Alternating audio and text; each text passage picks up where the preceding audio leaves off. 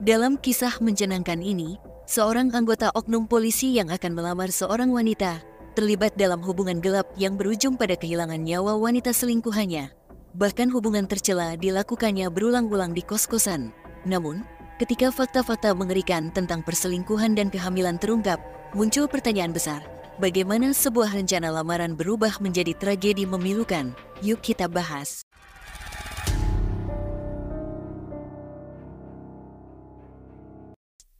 Kisah ini bermula pada hari Sabtu, tanggal 20 Agustus seharusnya menjadi hari istimewa bagi pasangan Tahlil yang berusia 52 tahun dan Halimah yang berusia 50 tahun. Tahun ini, mereka berencana menjalani sebuah momen penting sebagai orang tua.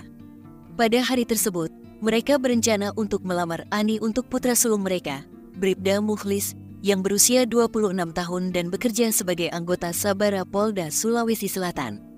Ani dan Mukhlis telah menjalin hubungan asmara sejak tahun 2012. Mukhlis bertemu dengan Ani di Makassar saat Ani sedang kuliah di jurusan Analis Kesehatan di Universitas Indonesia Timur. Setelah Mukhlis lulus kuliah pada tahun 2015, Ani mulai bekerja di RSUD Sinjai.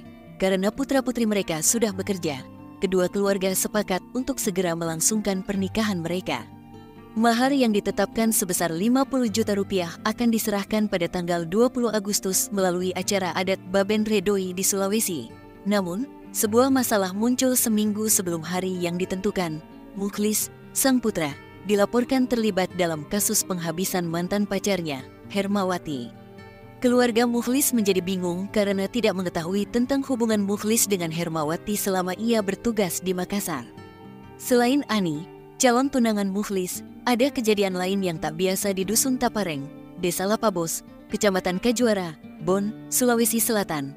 Rustam, seorang pemuda berusia 16 tahun yang sedang menggembala sapi di perkebunan tebu, mencium bau yang sangat menyengat. Pemuda itu namanya Rustam.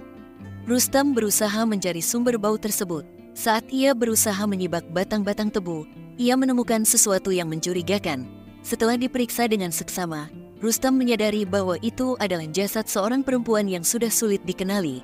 Rustam yang sebelumnya sedang menggembala sapi, bergegas pulang dan memberitahukan temuannya kepada warga setempat. Beberapa warga kemudian menghubungi kepolisian sektor Kajuara untuk melaporkan penemuan tersebut.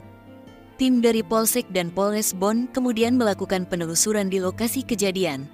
Mereka menemukan 2 lembar foto dari dalam tas yang tergeletak di samping jasad perempuan tersebut. Salah satu foto menunjukkan perempuan tersebut mengenakan jas alma mater Akademi Kebidanan Syekh Yusuf.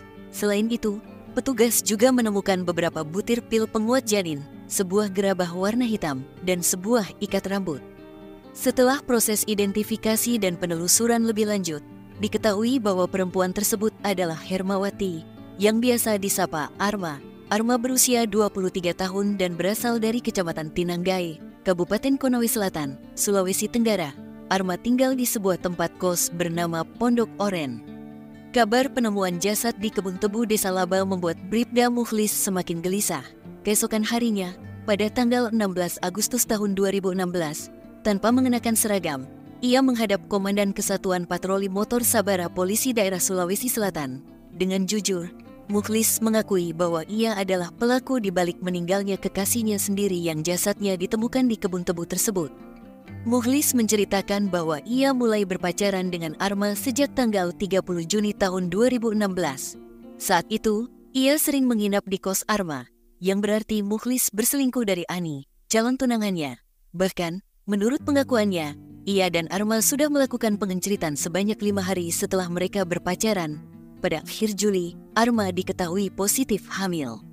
Pertengkaran antara Mukhlis dan Arma dimulai ketika Arma marah mengetahui bahwa Mukhlis ingin mengakhiri hubungan mereka karena berencana melamar Ani, gadis yang telah dipacarinya selama hampir 4 tahun. Sementara itu, Arma sudah terlanjur hamil. Arma merasa marah karena Mukhlis sebelumnya pernah berjanji untuk menikahinya setelah Lebaran ketika mengetahui bahwa Arma hamil anaknya. Namun, tiba-tiba Mukhlis malah mengungkapkan niatnya untuk melamar pacarnya yang lain. Menurut Mukhlis, Arma menyudutkan akan memberitahu orang tua Mukhlis di Bon bahwa ia telah mengandung. Tujuannya adalah agar rencana lamaran tersebut segera dibatalkan.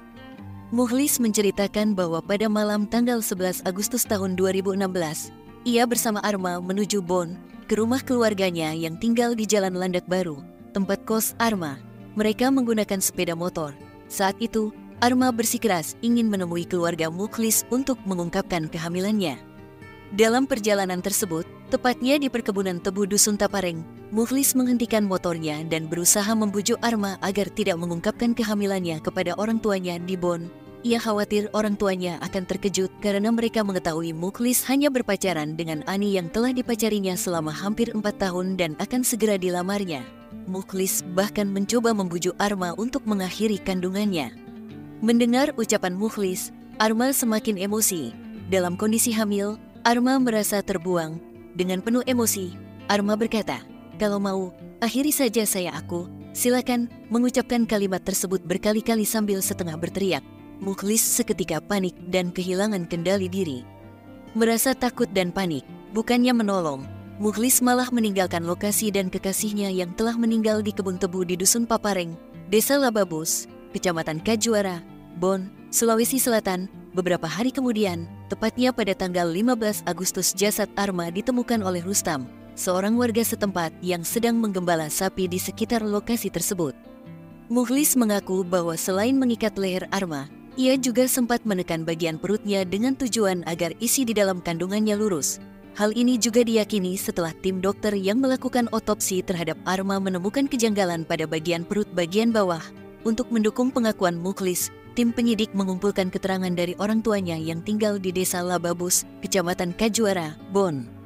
Dari keterangan sang ayah, diketahui bahwa pada Jumat, tanggal 12 Agustus Mukhlis tiba di rumah sekitar pukul 5 subuh. Biasanya, Mukhlis pulang ke rumah orang tuanya pada sore atau malam hari.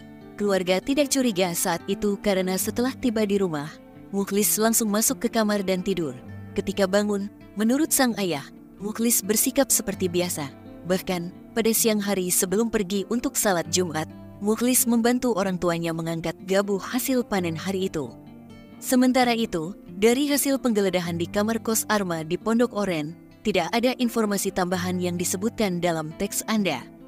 Pada tanggal 20 Agustus ditemukan beberapa alat tes kehamilan atau tespek, susu ibu hamil, dan satu buku catatan biru bertuliskan, Tun. Kisah dari penjaga kos mengungkapkan bahwa saat pertama kali datang pada tanggal 21 Februari, Hermawati alias Arma datang ditemani oleh seorang pria berbadan tegap yang diakui sebagai pacarnya, seorang anggota Brimob yang tentunya bukan Mukhlis. Namun, beberapa bulan setelah tinggal di kos tersebut, tepatnya sejak akhir bulan Juni, Arma terlihat menggandeng pria lain yang diakui sebagai suaminya. Tidak mengherankan jika lelaki tersebut hampir setiap malam, kecuali malam Sabtu dan Minggu, menginap di kamar Arma, tepatnya di kamar nomor 15 lantai 2. Arma, layaknya seorang istri, biasa mencuci dan menjemur pakaian lelaki yang kemudian diketahui bernama Mukhlis. Teman-teman dekatnya bahkan tidak tahu bahwa Arma berpacaran dengan Mukhlis. Ternyata, Arma juga belum pernah bercerita pada keluarganya tentang Bribda Mukhlis. Hanya saja, Arma pernah mengatakan pada ibunya bahwa setelah Lebaran, ia ingin menikah dengan pacarnya. Baik keluarga maupun tetangga sekitar rumah mereka juga tidak menyangka bahwa pria yang merupakan anggota Sabara Polda Sulsel, yang dikenal sabar dan pendiam, bisa melakukan tindakan sekeji itu. Mukhlis dikenai pasal 338 tentang pembunuhan dengan ancaman maksimal 15 tahun penjara dan dipecat dari kepolisian. Pengadilan Negeri Watampone di Bonn, Sulawesi Selatan, pada akhirnya hanya memvonis Bribda Mukhlis selama 4 tahun penjara dan juga dinyatakan dipecat secara tidak hormat dari anggota kepolisian. Keputusan pengadilan tersebut tentu saja tidak diterima begitu saja oleh pihak keluarga Hermawati. Menurut mereka, Mukhlis tidak hanya menghilangkan nyawa Arma, tetapi juga mencuri uang dari rekening bank milik Arma. Menurut bukti yang mereka miliki, ada transaksi pemindahan uang dari rekening Arma alias Hermawati ke rekening Mukhlis pada tanggal 12 Agustus sebanyak 12 kali transaksi. Padahal, Arma sudah ditemukan meninggal sehari sebelumnya, yaitu pada tanggal 11 Agustus dan baru ditemukan pada tanggal 15 Agustus. Pesan yang dapat diambil dari cerita ini adalah pentingnya komitmen, kejujuran, dan tanggung jawab dalam hubungan. Kesetiaan dan keputusan impulsif dapat menghancurkan banyak kehidupan. Mari kita berupaya membangun hubungan yang sehat, saling mendukung, dan penuh pengertian. Pelajaran berharga ini mengingatkan kita untuk selalu menghormati dan menghargai pasangan kita serta menjaga integritas dalam setiap tindakan kita. Dan kenapa hukuman di negara ini saya rasa tidaklah adil? Bagaimana menurut kalian? Silahkan komen, like dan subscribe.